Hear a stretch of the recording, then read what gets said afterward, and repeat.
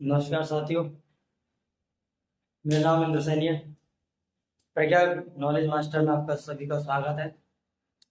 हमने कल पोस्ट और सुबह पोस्ट के माध्यम से हमने बताया, जिसमें हमने बताया कि प्रज्ञा नॉलेज मास्टर की जो पहली वीडियो है लॉ सीरीज की, वो स्टार्ट आने वाली है आज।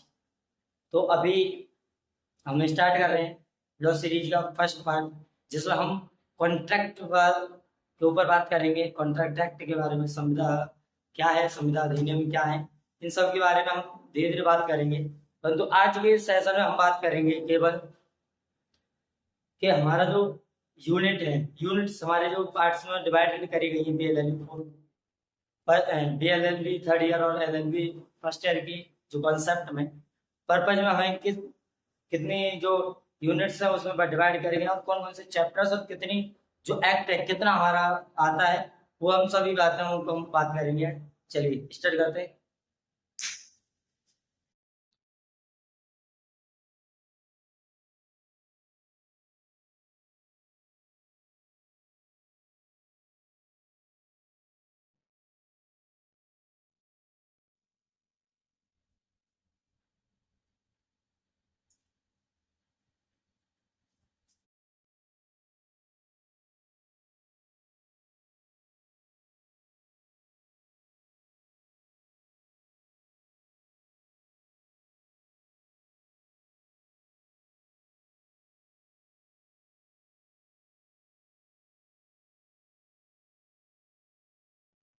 तो साथियों, हम आज में बात करने वाले हैं भारतीय संविदा अधिनियम 1872 की।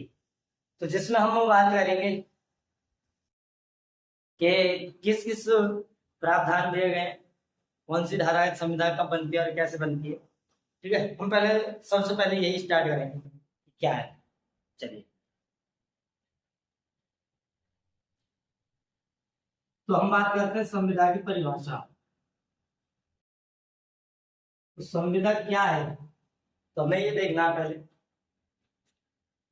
2H, किसमें 2H में बताया गया है विधि द्वारा प्रवर्तनीय करार।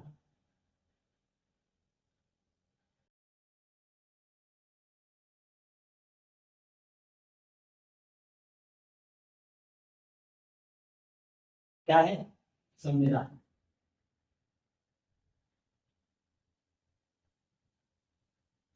हमें केवल 6 वर्ष समय में, अगर संविदा को समझना है तो हमें 6 वर्ष समय में विधि द्वारा प्रवर्तनीय करार संविदा है। तो इसमें हमें देखो किस चीज के बारे में देखो बात करेंगे, ध्यान से समझिए।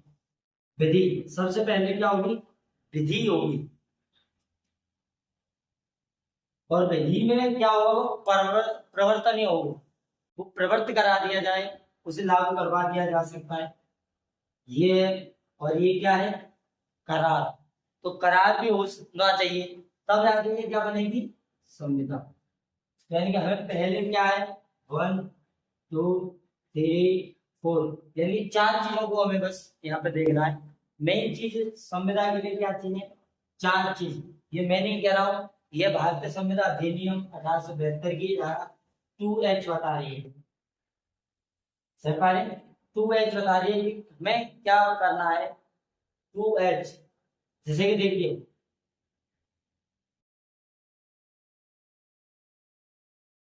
कॉन्ट्रैक्ट, ठीक, first second third fourth fifth six seven eight, ठीक, A B C D E F G H. देखो कॉन्ट्रैक्ट की जो वर्ड है उसी में 2H छुपा हुआ है, एच। तो एच ही बता रही है कि भाई 2H में बताई गई है ये परिभाषा कॉन्ट्रैक्ट एक्ट की। ये मैं नहीं कह रहा हूँ, विधि द्वारा प्रवर्तनीय करार क्या है? संविदा। ये समझ लीजिए, ये स्पेसिफिक बिल्कुल विशेष है कि भाई विधि द्वारा प्रवर्तनीय करार ही क्या है? संविदा है। ये स्पष्ट है, इसमें दो राय कोई नहीं है।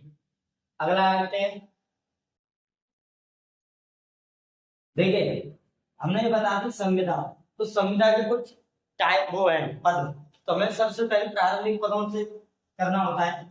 सबसे पहले आता है प्रस्ताव, प्रपोजल। देखिए ये बताया गया है धारा 2A में, आपको साथ में धारा बताता हूँ कि देखिए धारा 2A में बताया गया है कि भाई 2A में बताया गया है कि प्रस्ताव आपको सबसे पहले क्या करना पड़ेगा, प्रस्ताव करना पड़ेगा। तो भाई प्रस्ताव क्या होता है, एक व्यक्ति दूसरे व्यक्ति को जब किसी कार्य को करने या ना करने के लिए या उससे अलग रहने के लिए उससे जो कहता है और उस दूसरा जो व्यक्ति है उस बात को मान लेता है, उस पर राजी हो जाता है, उसे मानने के लिए हो जाता है तैयार, सहमति अपनी दे देता है, तो वो क्या कहलाता है, प्रस्ताव। तो यही प्रस्ताव है, यानी कि जो मैंने काम दिया, मतलब मैंने जो काम के लिए कहा उसने स्वीकार कर लिया, तो यही क्या कहलाता है, प्रस्ताव। यानी मैंने जो रखा है, मैंने जो उसके लिए जो बात रखी है वो क्या कहलाएगा, प्रस्ताव, प्रपोजल। फिर आता है स्वीकृति। स्वीकृति बताई गई है 2B में, यानी कि ये कहते हैं स्वीकृति कि जब भी धारा कि भाई कोई भी प्रस्ताव जब दूसरा व्यक्ति क्या कर दे, अपनी सहमति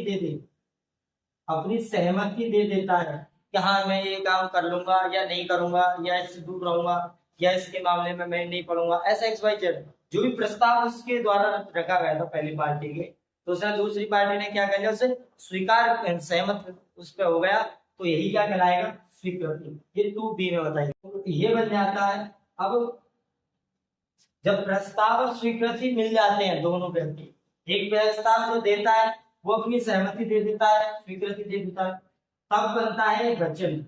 क्या बन जाता है, वचन। ये बताया गया 2C में, धारा 2 में, 2C में भारतीय संविधान अधिनियम 1872 की धारा 2C की बात कर रहे हैं। इसके बाद वचन में यानी कि 2C में क्या हो जाता है, जब प्रतिफल भी, यह व्यक्ति प्रतिफल, कंसिडरेशन, तो कंसिडरेशन जब जोड़ देता है व्यक्ति 2D, यानी कि 2D जब दे देता है, यानी कि प्रतिफल अपने देता है कि भाई ये प्रतिफल क्या होता है, पहले ये समझिए कि कोई भी व्यक्ति एक कार्य को करने के लिए या किसी वस्तु को देता है और उसके बदले में जो मूल्य या कोई साधन या लाभ या किराया या वस्तु या कुछ भी लेता है, तो उसे क्या कहते हैं, प्रतिफल।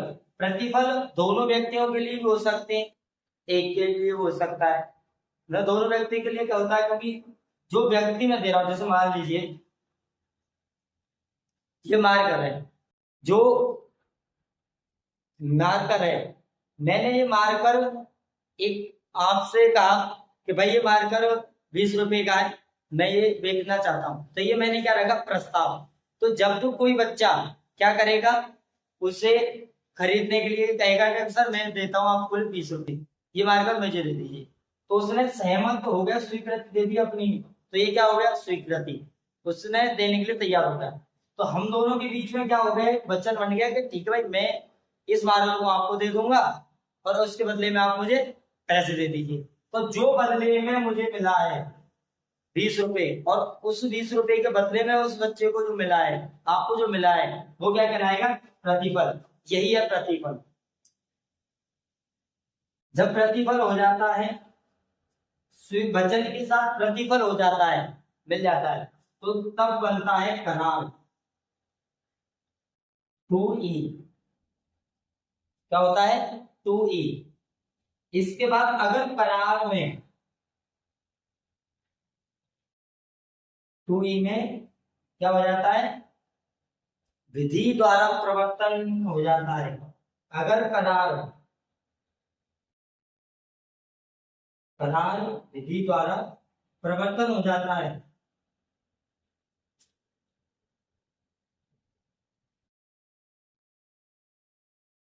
परिवर्तन ही हो जाता है, यानी कि धारा 10 अगर हो जाता है तो क्या कहलाएगा, ये तब जाके बनेगा संविदा। टू एच, यानी कि क्या कह रहा है कि भाई जब करार बन जाता है, होता है ना कॉन्ट्रैक्ट, इसे बोलते हैं इधर से जो नॉर्मल होता है कॉन्ट्रैक्ट समझौता, तो ये समझौता बन जाता है एक तरीके। अब जब समझौते को विधि क्या करे, कानून उसे लागू कराने के लिए प्रवृत्त हो जाता है कि हाँ ये लीगल है और ये आपके अनुसार कार्य होना चाहिए, ये अगर नहीं करते हैं तो हम आपके लिए पनिशमेंट भी तैयार रखते हैं, आप पनिशमेंट के बाद बनेंगे और भी करने कार्य कर सकते हैं होंगे आपके लिए, तो वह विधि के द्वारा करार परिवर्तन नहीं कराया जाए, उसे लागू कराया जाए, इसी हम क्या कहेंगे, संविधान। तो आई होप आपको ये समझ में आ गया होगा कि प्रस्ताव क्या है, स्वीकृति क्या है, वचन क्या है, और वचन के बाद प्रतिफल क्या है, करार क्या है, और करार विधि द्वारा परिवर्तन हो जाए तो वह संविदा बनती है। तो ये फॉर्मूला भी आप समझ सकते हैं, ये फॉर्मूला के रूप में भी आप समझ सकते हैं, और ये भी है, ये आप बता दिया गया है, टू एच में बताई गई है, टू ई में बताई गई है, ये विधि द्वारा परिवर्तन जो है उदाहरण 10 में बताई गई है। ठीक, तो ये आपको फॉर्मूला याद हो गए, आपको सेक्शंस भी इसमें चीजें याद हो गई। चलिए अब आगे बढ़ते हैं। ठीक, देखिए भारतीय संविधान अधिनियम को अगर हम एलएलबी फर्स्ट ईयर और बीएलएलबी थर्ड ईयर की पॉइंट ऑफ व्यू से देखें तो हम दो पार्ट में पढ़ते हैं इसे।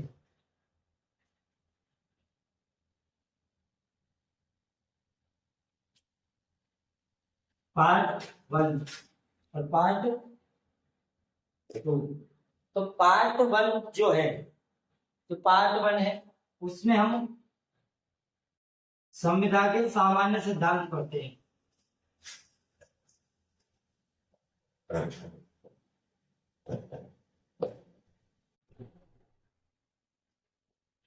अब जो दूसरा पार्ट है उसमें हम विशिष्ट संविधान पढ़ते हैं।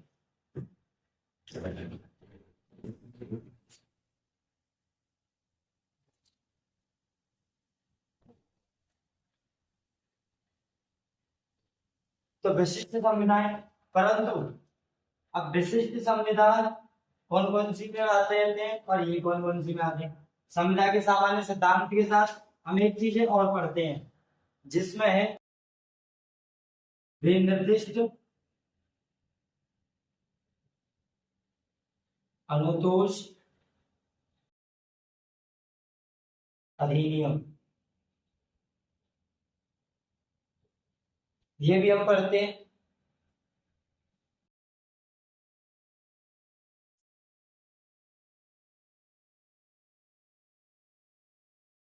विनिर्दिष्ट अनुतोष अधिनियम, और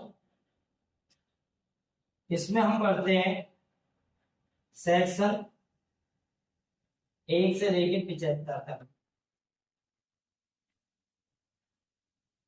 अब विशिष्ट संविधानों में हम पढ़ते हैं सेक्शन 76 से लेकर 266 तक, 76 से लेकर 266 तक।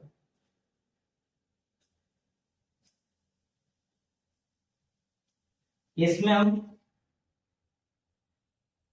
माल विक्रय अधिनियम,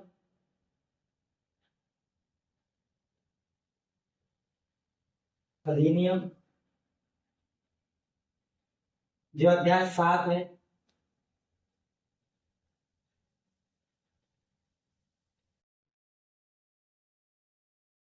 और संविदा जो अधिनियम है उसका पार्ट 2 है,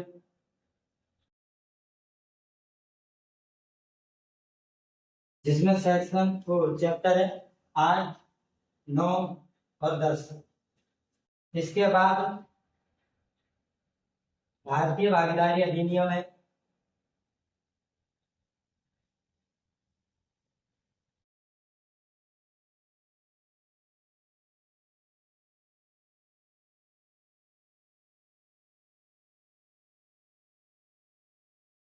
इसमें चैप्टर 11 हम पढ़ते हैं। क्योंकि इसमें पढ़ते हैं, इसमें तो केवल हम यही पढ़ते हैं। ठीक, उसमें जो अध्याय है वह भी हम बता देते हैं। इसमें हम 6 अध्याय पढ़ते हैं टोटल, 7 से 11 यहाँ पे पढ़ते हैं और 6 यहाँ पे पढ़ते हैं। ठीक,